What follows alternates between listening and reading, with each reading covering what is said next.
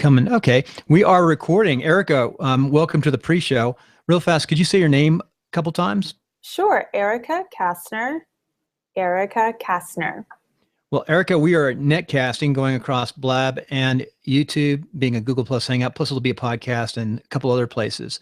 So I thank you for your patience in setting up, because every day Blab changes the rules, and that's why we're not using Blab as our primary source, but we are experimenting with it. And No it's problem. a great place still to find out your time, to make sure you're in the right time zone and line everybody up and at least have a backup other than the phone. Yeah, Well, absolutely. let me get up your notes. And a reminder for folks who are listening in, we're going to do a podcast. Then at the break, we do a couple breaks. At the break, we're going to show some websites of Erica's sites. And you did put in your new Apple feed, I see down here. Yes, correct. That's good. So without further ado, let's take a break for a second, and then we'll start the podcast. Erica, welcome to Timelines. Thank you so much, Bill, for having me. I really appreciate it. Well, the first thing I'm going to ask you is tell me something that's going to grab the listener's attention. Well, I am starting a brand new podcast. It's called the Power Factor Biz Chat. So it's for any entrepreneur or business owner out there that wants to take their business to the next level. I'm very excited about that, especially I've got some amazing guests on the show. Bill, I want to invite you on the show at some point, but we've got some real heavy hitters on the show. So I'm very excited. We're launching tomorrow, and it's going to be fantastic. Well, I'm on my fourth podcast, and they're all still up still. And last night I was on the iPhone, and I saw we made new noteworthy. It's called the Real Estate Agent Podcast. And I do that with another gentleman who has a SaaS, software as a service product for real estate agents. And it's really exciting to make new and noteworthy. I'm sure your show will make new and noteworthy too. Well, I hope so. I hope we're out there doing the things that we need to do to make that happen. It's your second podcast, right? At least your second. Yeah, this is my second attempt at a podcast. I actually had the Proclamation of Persistence podcast last year, where I interviewed a lot of business owners about their path to success. And a lot of the feedback that I've been getting from a lot of not only my clients, but people that just generally tune into me and to the guests, is that they wanted more of that how-to element. They loved the stories, but they definitely wanted to know certain aspects of marketing and sales and being more visible with their business, systemizing, all these things that really make up a quality business, but also gives us the quality of life that we want as entrepreneurs and business owners, because nobody goes into business thinking they're going to work 70 hours a week. So I want to make jobs or want to make people's lives a little simpler with that in that regard. Very good. You know how we talk about who our clients are, and we were talking a little bit before the show. They're called avatars, whatever you might call your ideal client. Mm-hmm. I'm breaking the rules. We actually have three, because we support politicians, real estate agents, and my wife's a broker, and we have brokerages and training. So we have those two areas. And then entrepreneurs ask us a lot of questions, because we've had very good success locally with our podcast generating business for our real estate. So who is your ideal avatar, and who is your client? Well, thank you for asking me that, Bill. My ideal client is that person that's in that intangible service space. So it's usually the accountants, financial planners, even realtors to some degree, because sometimes there isn't that instant gratification. It's not like you can reach out and touch something. And the interesting fact about businesses like that is they also... Pause for a second. Okay, you broke up. I don't know if it's you or me. Can you hear me? Just pause. Oh, man. Are you still there? Yep. Can you hear me? Yeah, just pause. That's no problem at all, because we'll just fix it in the podcast. Okay. Can you hear me okay, though? Yeah. So start off again. Let's go back a couple steps. Say the ideal client is like the financial person. Just start that whole sector over. Okay.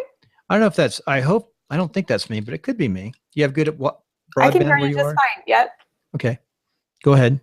Okay, so the ideal client for me is somebody that's either an attorney, a financial planner, an accountant, even the realtors on some level, because again, those are industries where there's a lot of people in their industries, and chances are those individuals want to stand out. They want to be the known expert in their field, but they're troubled with the fact that there's a lot of quote unquote competition in their industry. And so what I like to do is work with, and the other side of that, I should preface the answer with this actually, is generally you can't really touch or reach out to a service. You can't snuggle up with it. So it's a harder thing for people to quote unquote sell, if you will. So I actually love to work with those industries that have an intangible service, help them work on the crafting of their message, why they stand out, why should people trust them as the leading authority in their space, and help them get that confidence around that space. Very good. So that's good to know. That's who you're looking for and what type of client you train. Now, on your training, what are some of the things that you run across with your clients that do make them successful? What are some of those principles? Well, I think for the most part, clients come to me initially because they want to do something revolutionary with their income, right? I mean, they're in a situation where their business is either plateaued or it's nosedive. And so what I like to do is I like to really work on 3 principles with them. Number 1 is understanding where they're at right now. A lot of the times people simply are just running so fast, they don't know truly where they're at in their process. They're not necessarily a numbers person, so they really don't know where they're at with their numbers. They don't know maybe they have a few people on the payroll, but they're not really for sure what they do in that, they're not on top of their employees or micromanaging the operations. So they really don't know where they're at. So we identify where they're at in the process. Number 2, we figure out where they want to be. So we establish some benchmarks. So, we're looking at, obviously the bottom line would be a good thing to measure, but what are the things that we're doing to get them on that track to success? Is it really truly, looking at the systems in their business? Maybe they don't have proper systems put into place, so they don't have a way to measure the results that they're getting in their business. So we look at that factor, and then we also figure out where they want to be in the next 90 days. And then last but not least, pause again. Say, looking at that factor, and just start back up. You want me to do that now? Yeah, that's fine. We have a bandwidth issue. Okay, so where do you want me to start? Just say, looking at that factor. So looking at that factor, with the third thing is really getting together a plan of action, really understanding what are the steps necessary to get them to where they need to go, and then identifying what might be holding them back in the process. So, again, reiterating those 3 steps is identifying where they're at today, where they want to be, and what's the plan, how are we going to get them there the quickest. Very good, very good. So that's kind of nice. Now you're down in Florida in Cape Coral, right? Yep, I'm in Cape Coral, Florida. It's beautiful here all the time. Yeah, it's nice weather. So are your clients like local, or are they across the United States, or do you travel? What do you do? Yeah, thanks so much for that question. I appreciate it. Yeah, I actually am lucky enough. I'm 16 months into the company, and we actually I actually do service clients internationally. So I was starting off with United States and Canada clients, but now I am branching out, believe it or not, into Australia and New Zealand. So that's been because of the fact that I obviously started in my local market when I started my business. My background prior to me working in my company or working for my company was working for a local chamber of commerce here. So I had a lot of connections locally. And then from that, I was always looking for other opportunities to expand my personal and professional growth. So sometimes that meant me going to a conference that was out of state. If I was going to a conference out of state, more than likely there were actually participants that were coming in from, London and Australia, and, of course, a lot of Canadian people coming to the US for some of these opportunities. So I was able to build my network on an international front pretty quickly because I was going outside of my region to get those, personal and professional development opportunities. So that's how I was able to really scale on a bigger layer or bigger level, I should say, pretty quickly because of some of those connections I made outside of my immediate network. Well, you were in the Chamber of Commerce for Cape Coral. I initially started with the Cape Coral Chamber of Commerce back in the 2006-2008 region. Left the chamber for some time when the economic climate did what it did in 2008-2009, but got back into the chamber. I was fortunate enough to start working for the Greater Fort Myers Chamber of Commerce back in 2011, and was with them until I left to start my own company in 2015. Yeah, that's a certain great place to launch. And that's something to be said, make sure you set yourself up for success and do things that sort of fit. And that's got to be a great fit for what you're doing. Oh, absolutely. I mean, it was one of those things where initially as I thought that was my lifelong journey, in terms of being in a career, was working for the chamber. And as much as I loved what I did for the chamber, there were a lot of my personal life had changed. I actually got married about 3 years ago and gained 2 teenage daughters in the process. So I was looking and evaluating where my personal time was being spent. And if you've ever participated, I know you have a lot of political, things that you're involved with in that background, and it's time consuming, right? It's not Yes. just that typical, like, hey, we're going to be doing this for an hour or a couple hours. Sometimes it's, depending on what you're doing, you're spending all this time in campaigns and other things. And the Chamber of Commerce is a lot like that in a lot of ways, because it's not your typical 9 to 5 gig. I mean, I would start my day sometimes at 7 o'clock in the morning and not quite until 7 o'clock at night. And with a young family, especially with 2 teenage daughters, it didn't fit in with my lifestyle anymore. And I thought, there's got to be a way I can still serve the professional community, but do it on my own terms and do it within my own lifestyle with my new family. So that's when I started putting my mindset together with my husband, mapping out a plan, getting buy-in from my teenage daughters, and saying, how do we make this work, and how do we make it gel so we can sustain our household and do what we got to do, but obviously make it fit into the family, and then obviously feed me professionally and personally as well. Yeah, it's a lot of work having a family and both people working. Yeah, absolutely. And it can be done. You just need systems to do it. So you touch bases, you paid your dues to being in chamber, which is a lot of fun, but it's a lot of hours. Mm-hmm.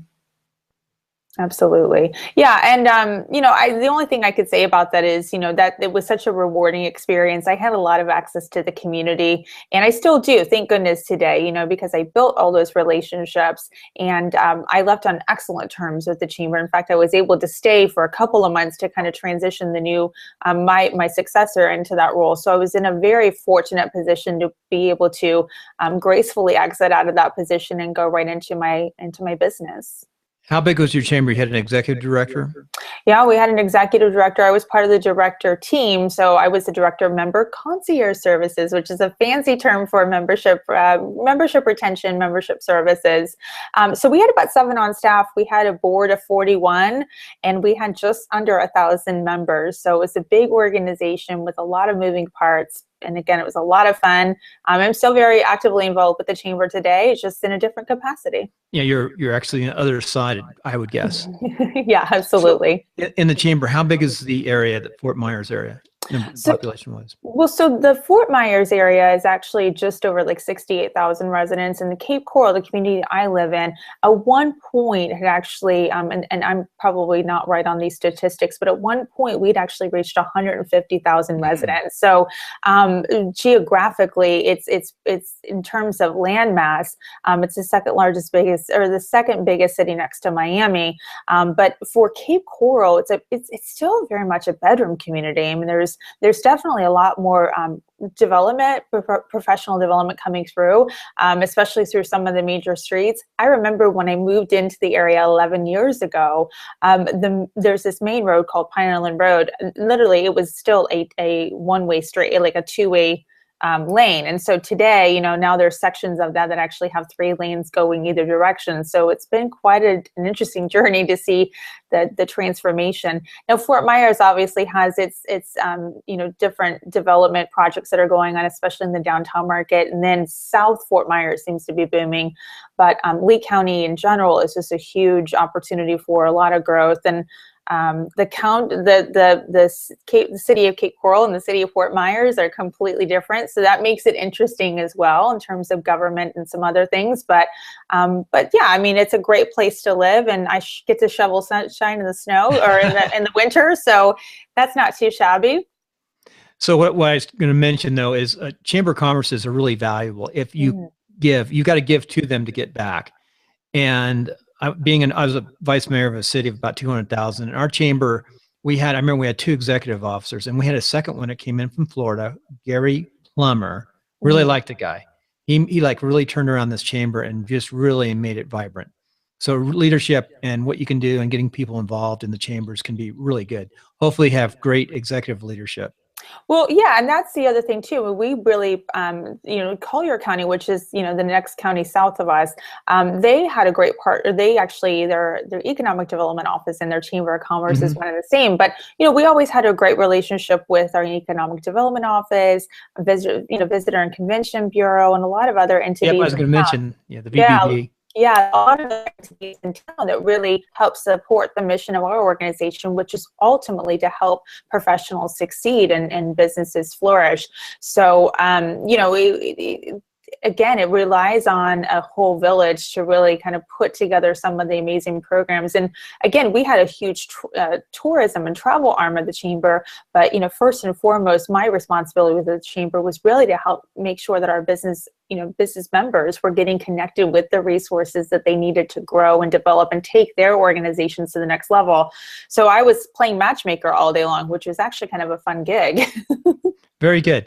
With that, we're going to go to a break. But at the break, for those who are on the podcast, you won't see this. But if you go to the website, Timelines Netcast or Timelines Interviews or Timelines of Success, they'll all go to the same place. You can watch the video and see what we go over. We're going to go over some of your pages and sites, a little bit extra content on the video. So ready? Quiet for a second. Okay, we get a little bit of bandwidth, but that's okay. I don't get too excited about as long as it's decent sound. And I'm getting a little bit of echo, which I'm not sure why. Could be this crazy. I want to leave the blab up though. I've got the blab silenced all the way across. Who knows? I'll just put it. I'm not as excited. I mean, you're going to sound good, but I'm not sure if I'm not going to have an echo. Okay, let me bring up your website. So you put this down. Where did you put that? Did you put it on the blab or did you? Yeah. Do you want it again? No, I don't need it. I'll go to the blab and get it. Yep, it was in blab. Let me see. The iTunes. No, it just came up with code. So, go ahead and drop it on this one. Let's see what I can do here.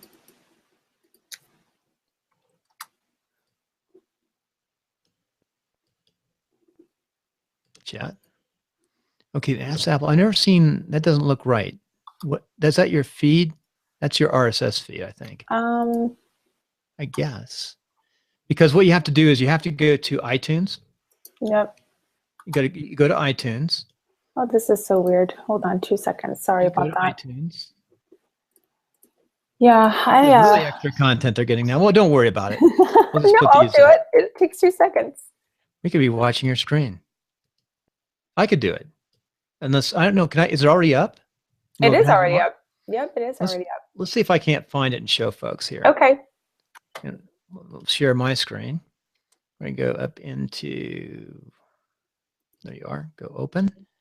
So let me start, here's a check. Here's a little lesson about podcasts and all this fun stuff. If I go on here and we put your name in,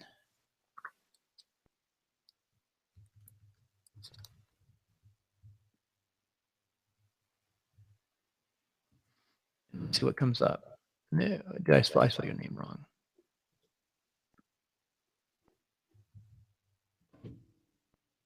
We should get 2 shows coming up. No. Did I spell your name wrong? It's hard for me to see it in the tiny box. Okay. Is it E-R-I? Castner, right? Yep. There you go. I found this one. Okay. Are those the 2 shows? As you see, yep, I see do you see the Power Factor Biz Chat? Yeah, that's it right there. Perfect. Okay, great. So it's good if you can show that. Oh, and you got the 3 already loaded, but they haven't actually launched on YouTube yet? Or they have? They're feeding? Not on YouTube, nope. Not YouTube, I mean they're already up on iTunes then. Yeah, because we had to upload that. They have like a 48 to 72 hour window or something. Right. So they've launched, so you can listen to it. So you say your launch is tomorrow. What are you doing for your launch? Well, we've got a major social media campaign around it. We're sending out an email campaign. We had people sign up for the updates, so we're doing that. And I saw that. I like that on your website. Thank you so much, and I appreciate you signing up for those updates. So let's look at your website. Unfortunately, my multitasking, I need to go share, present to everyone. So Bill is multitasking too much today. So we're going to go back into share. So we've seen your podcast there, which is nice. We'll go into your website for a second. So there's your website. Very nice. Tell us the story behind the website. Is that your first original? Yeah, that's, well, actually, what's interesting about the website is I am not a techie genius by any stretch of the imagination, but I wanted something that was obviously interactive and really showcased an opportunity for people to connect with resources that were going to help them take their business to the next level. And obviously with that, there's an element of personal development that I really put into a lot of my teachings and coachings and consulting, because I think that we can learn all the how, but if we don't have the mental capacity or the bandwidth to really appreciate and apply, chances are we're not going to do that. So with the website, we really wanted to make sure that people had a connection point to get those resources, and then an opportunity to really dive a little deeper into that personal development piece, because that's so critical. I think we all want that professional development to be rocking and spot on, but so much of that relies on what we're capable of personally as well. And so, just giving people an opportunity to see my story in not so in your face way, really just in a more of a, how does it apply to the general population, especially the clients that I serve? I really like that. Thank podcast, you. your new podcast. I've never seen that before. Get What? notified. So who does your website? Do you want to give them a pitch? So that's a great question as well. So right now I've actually overtaken that responsibility for myself, but I have a couple of virtual assistants that are helping me right now. So big shout out to Sutton's Strategic Solutions and also Optimize Concierge Services for helping me out with some of that stuff. Because again, I'm not a techie goddess by any stretch of the imagination, but about 8 months ago, I took over the content creation and development of the website. I had a company that built the skeleton, but it wasn't exactly the right fit for where I was at in the growth of my company. And I took it over and then got a team together to help me do some of the things that I wasn't necessarily the smartest at. So that's what you're seeing today, is some of those developments on there from those companies that I just shouted out. So big shout out to Kim and Tabitha from those companies helping me out. Well, it's very nice. Thank you. Very good site. So I wanted to show everybody that for the bonus content. And I am still getting a little bit of feedback, but so anyway, that's good. So let's go on. Let's take a break back. We got to see the show. And I wonder if it's Blab. I wonder if Blab is messing us up today. Well, I'm going to shut this down. We're not going to be able to come back up on the Blab, unfortunately. Sometimes we come up and people will come, no, I just shut it down and it didn't make a difference. Unbelievable. Wow. So let's see if we can get this podcast as best we can. Sorry about that. You're doing a great job. Well, I'm talking about the echo. I just had an echo and I shut down the Blab. Oh, no, I don't hear it now. Do you still hear it? Were you hearing it? Nope. No, it's gone now. That's weird. Blab, that's one thing about Blab. It was great for doing stuff, and then now it's gone. It was fast too, because I got a little bit of sound. Let me do something here.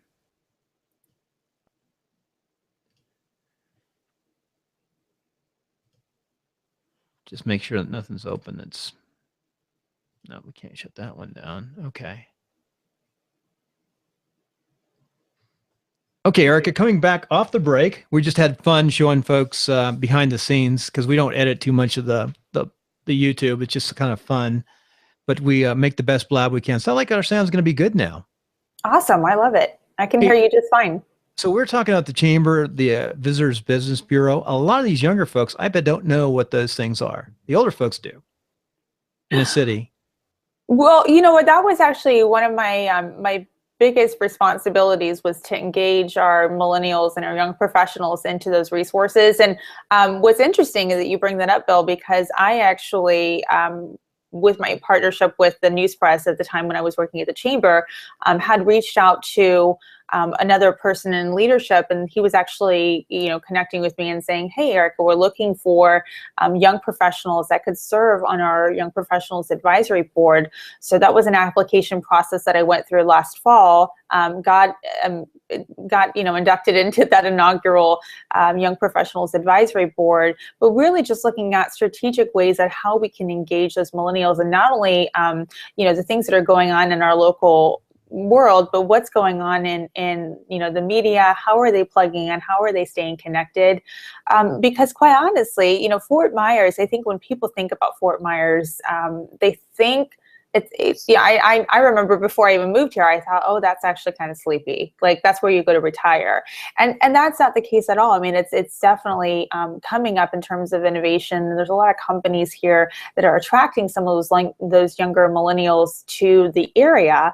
But we've got to figure out ways to keep them engaged on their contracts, because there are sexier markets that are picking them up and luring them out to more metropolitan areas. And I think that it's definitely a process. It's not going to happen overnight.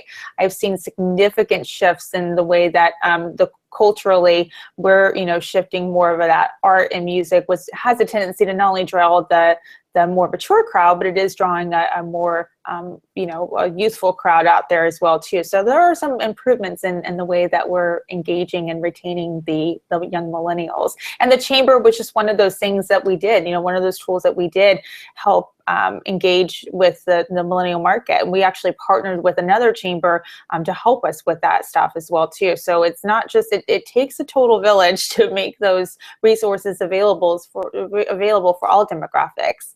I haven't talked to somebody about a Chamber of Commerce in 250 some odd episodes. So it's kind of fun to talk about the chamber, because that used to be the way to market 100%. I mean, that was our relationship. I design build construction, and everyone in our town who was anybody got involved with the chamber and worked together. Yeah. And, and I think today, I think that one of the things that we used to fight, I mean, not fight, physically, but just one of the challenges that we were up against in my tenure with the chamber was, is the organization the good old boy organization, or is it too cliquey? And, I have to say that not every chamber organization is created equal, just like, every podcast is totally different. It's as unique as a snowflake out there, right? So I think it takes our responsibility on us as the individual, as the business owner, to go out there and make the organization where we want it to make it. And those things don't happen overnight, just like business relationships don't happen overnight. And you go to any platform to drive revenue to your organization, it's going to take a little bit of time. It's going to take some testing. I think people find social media really attractive right now to promote their business. But I got to tell you that even with that, you're still testing ads, you're still writing content, and you're seeing what works. So it's way different than going out there and shaking hands, kissing babies like you would in the chamber world. And I feel like on some level, it's more, it's a lot easier to make the connection face to face. And then you can reinforce that with social media techniques, of course, and email campaigns and podcasts and YouTube videos. But it's really all about having that face-to-face interaction and not being, caught up behind your office or your computer all day. I guarantee you a person could make a real living, no matter what they're doing, applying some of the things that we're doing broad-based, by just focusing back into their chamber, meeting people and going and interviewing them, do good interviews. We're doing more of a random type interview here, but really get in and look at their business, talk to them, do an oral history, take some pictures, and put them up on a blog. And you bring up an interesting point, because I think a lot of people look at the people that know me the most, right? And they knew that I left the chamber 16 months ago and launched Queen of Results. They look at that and they say, wow, you made all this traction in such a short amount of time. And it's like, the only reason why I made any type of traction was because I spent the last 11 years building relationships in this community. Like, I wouldn't be anything that I am today if it wasn't for all that effort going into, going into this business, spending the last 11 years really, truly pounding the pavement, going out there and building those relationships face to face and being a valuable resource to those people in the community. Yeah, that's to be said. It takes time. It's not overnight. And when you Absolutely. move between cities, you got to restart too. Oh, yeah, exactly. Or, even like scaling, people want to scale and grow their business, especially if they're thinking about going to international markets. It was very attractive for me, and it was one of those opportunities I wanted to cross the at that international border. But you've got to grow strategic. You can't necessarily grow swiftly. You've got to really grow strategic. So starting in your own backyard is the best way to go, and then you can build upon that to grow in other markets. Well, I've gone back to the backyard because it's working. Yep. But still, I like to reach out to and interview people outside. It's funny, I get comments from all over the place. We have somebody back in Virginia who says, "You do too many Reno people on our show." But okay, well, that's nice. But anyway, well, let's get into your life and success principles and we'll wrap this up. Mindset is number one. You talked about mindset. What does mindset mean to you?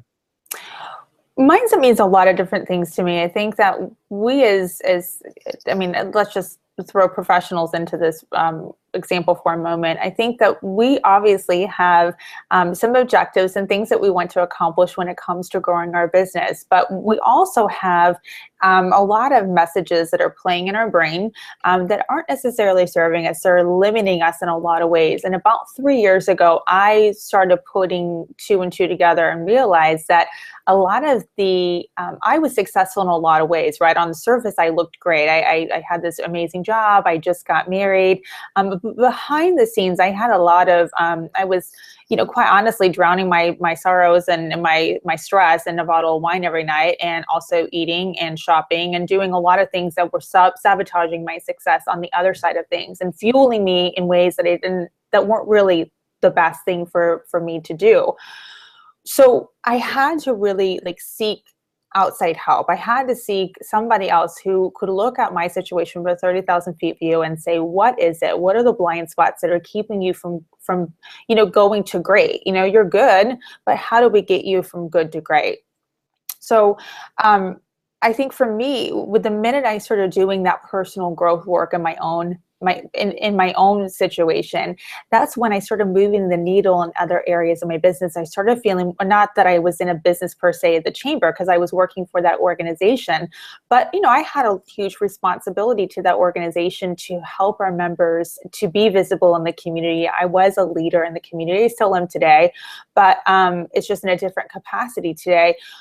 But I really needed to get that confidence and that clarity around what were the priorities for me and what was limiting me, what was holding me back. And the minute I could make that shift, I became more valuable. I became less tolerable for things that, that really didn't serve me. And I was very much like, okay, you know what? Like, if I can't serve myself, if I can't take care of myself, there's no way I'm going to be able to take care of the 1,000 or more business members that, that my team is a part of. And it wasn't like I was just doing that all by myself. We had a very awesome team, but I was part of that team, and I owed that to the team as well to be in the best way that I could.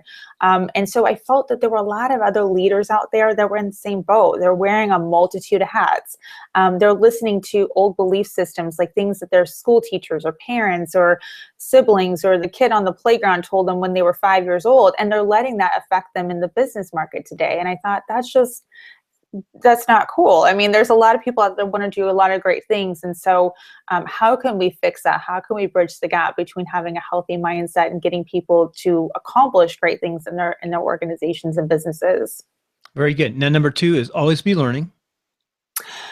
Yeah, I mean, I think there's a lot of people out there that say, okay, I've got my high school diploma, I graduated from college, I'm good to go. And I used to be one of those people. I used to think, okay, you know what, I'm at college, I've got a bachelor's degree, and at one point I was pursuing a master's, and I thought, well, you know what, like that's my level of schooling.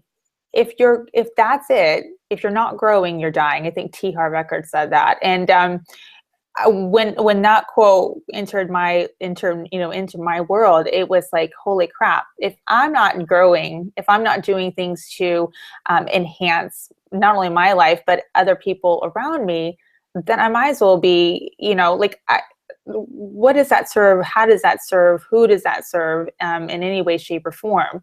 So always being open to reading books, being in a capacity where you're masterminding with other people, learning from other people. That's why I love the chambers, because you're getting perspectives and different flavors from sources that are outside of yourself. And so if you're tapping into those things on a daily basis, that's great. Listening to podcasts, like Bill, you got you got 4 of them.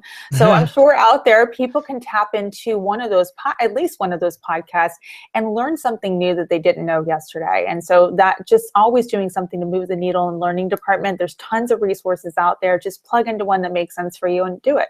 I think you hit on a lot of good things. You still need to read, you need to do all the basics, but there's so many different ways to learn now. And it's funny, you said you're working on your master's, but I bet when you started thinking about starting your own business and being independent, you said, I really don't need a master's. Well, yeah, and I not that I gave up on that, I decommitted from that. I've done the same thing. I am in the military and sent me back to school, but the program, because of the war, it was interrupted. But I really should finish my master's. But unless I want to teach or do something, or we'll go back work for the government, I don't really need the master's. And there's so many other ways to learn, but books online.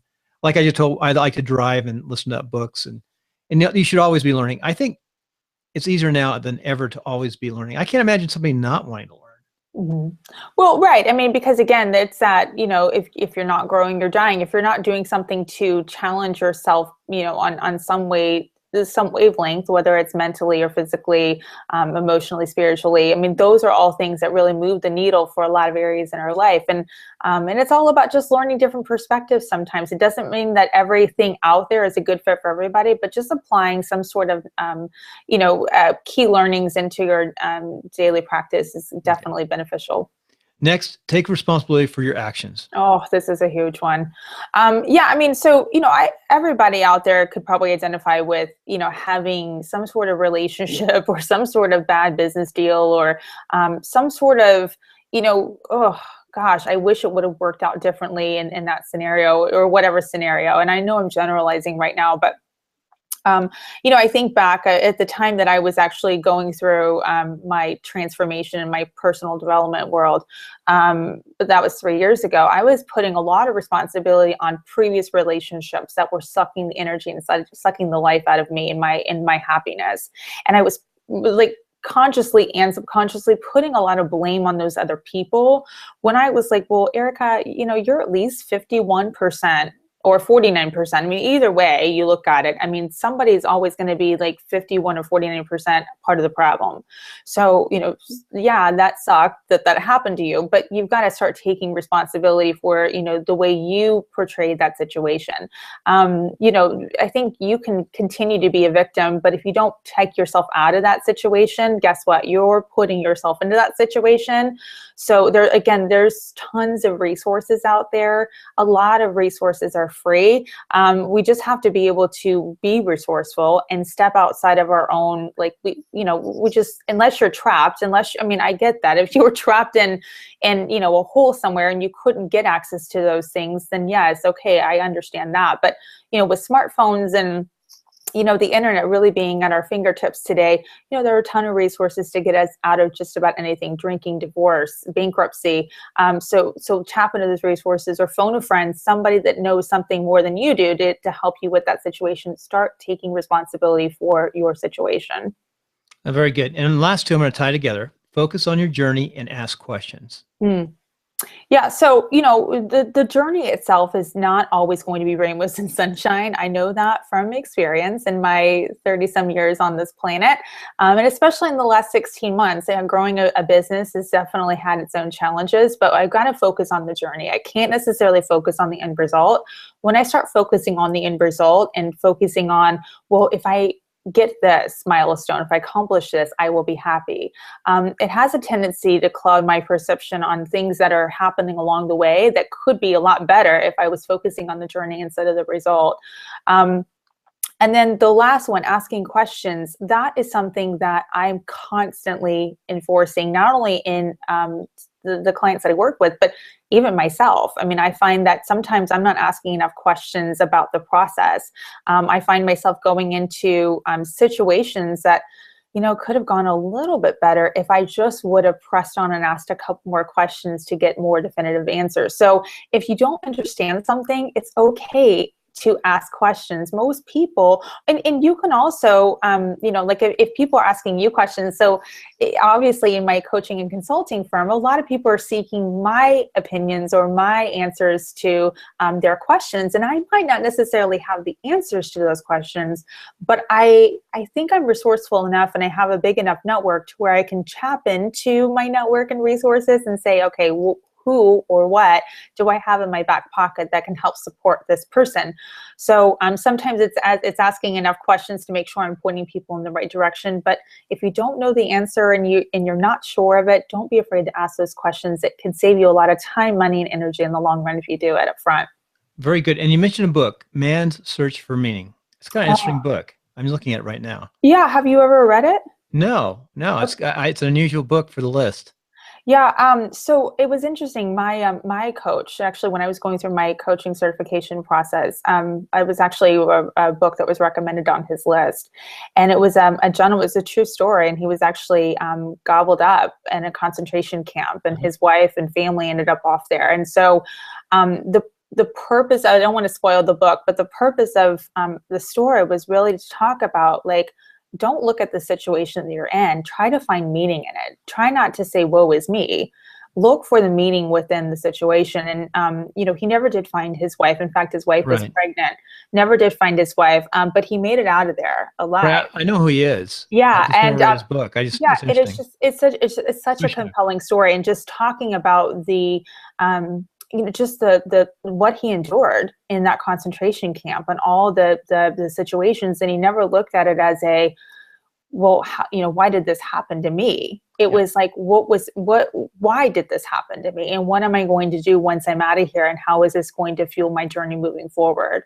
So it's definitely one of those books. It was a riveting book. In fact, it's a pretty meaty book, but I actually read it in one morning. I couldn't get enough of it. So I definitely recommend reading it. It was something that I would have never picked up off the bookshelf, but I'm glad I read it. No, I think he just probably recently passed away in the last. He did. I don't recall the actual year, but it was recent. He was in Auschwitz, a couple other camps, 42 to 45, long time. Like you said, he lost his entire family. Mm-hmm. And he survived, which has got to be, and he had a great attitude when he got out. And that's what he made himself whole. Mm-hmm. And looking at, again, looking at, like, okay, that situation, and it would be very easy for us to understand how somebody like him going through that situation would be very bitter and very, like, why did this happen to me? But, he did take that and say, okay, well, what can I do moving forward with this experience? And how does this fit into, my meaning in life? Very, very good. So we went a little bit long, but we had a nice conversation. We had some little tech things playing with Blab. Blab changes every day. But we're going to take a break. And then after the break, we're going to come back and ask for how the listener can contact you and what the listener can do for you. Okay. And one last question. Okay, coming back off the break, I want to ask just what can the listener do to help you and how can they contact you? Oh, thank you so much for that. So the easiest way your listeners can help me out is definitely subscribe to the new podcast, the Power Factor Biz Chat. It is on iTunes. We do have the website pfbizchat.com. So go check that out. We've got some cool things up on the website. And then, of course, another way for you to contact me would simply be thequeenofresults.com. That's a nice way to get an overview of all the programs and services that we offer for business owners out there who are wanting to take their business to the next level. And I will have the book we talked about is Viktor Franklin. No, I'm trying to think. Viktor Franklin. Franco. Yep. Franco. I'll have some information up on him, and there's some YouTubes and good conversation. So one last question. Down in Florida, and are you originally from that area? No, I'm actually from Illinois originally. Well, Illinois, that's a change. Yeah, just a little bit of a change. So I had my former husband wanted to be here closer to his family, and so we sold everything up in Illinois and moved down to Florida 11 years ago and never looked back. Became a Floridian. I guess I've been down here 11 years, so I think at some point that makes me an official transplant. So what's your favorite food down in your hometown? Oh, I have a lot of them, but we actually, there's a lot of, believe it or not, there's a lot of food trucks. So there's Oh yeah. actually a Thai, there's like this Thai pad taco that I really love. I know that's kind of an interesting thing, but that's one of the food trucks. It's called the Nosh truck. So anytime we go out there, we actually get to eat one of those delicious tacos. I also love Nice Guys Pizza. That's like one of my favorite pizza joints. I don't know if you're a big pizza fan, Bill, but and I can't eat pizza too often because it likes my waistline too. But when I do, I usually go there and love the atmosphere at Nice Guys. So That's good. That sounds good. Well, with that, we're going to finish up the podcast, and I thank you for coming on. Stay on with us for a few seconds. thank you for having me.